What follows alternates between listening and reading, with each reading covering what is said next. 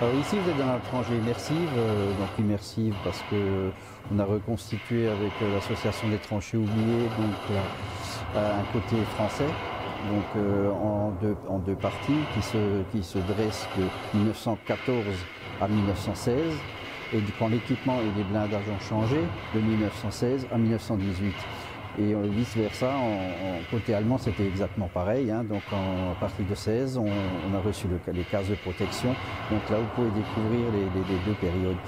Et donc sur le parcours vous pouvez découvrir l'infirmerie, le poste de commandement, tout ce qui était dans la vie quotidienne du soldat et pour arriver de 1915 à 1918. On peut voir un pactage d'un soldat américain qu'on a récupéré en vente aux enchères sur le soldat Krum. Il a fait 1918 et puis il a été démobilisé en 1919 et on a pu retrouver dans cette malle tout son pactage de combat qu'il a certainement porté après-guerre avec ces médailles. C'était une chose exceptionnelle d'avoir pu réunir tous ces articles. Donc ici vous êtes dans une petite scénette, hein, le pactage du poilu. C'est tout ce que le soldat pouvait transporter durant sa campagne.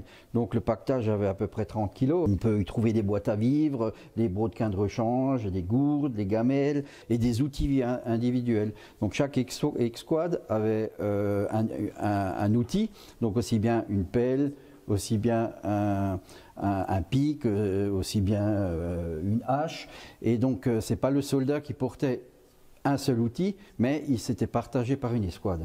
Donc en face du pactage du poilu, vous avez le pactage du soldat allemand, qui est un petit peu plus allégé, puisque les soldats allemands avaient des roulottes qui suivaient pour la nourriture, donc ils n'avaient pas comme les Français des gamelles individuelles, des plats à quatre, c'était des cuisines roulantes qui suivaient, donc le pactage était beaucoup plus allégé. Par contre l'outillage c'était pareil, hein, chaque escouade avait des outils individuels, et donc, mais beaucoup plus soft que le pactage du soldat français.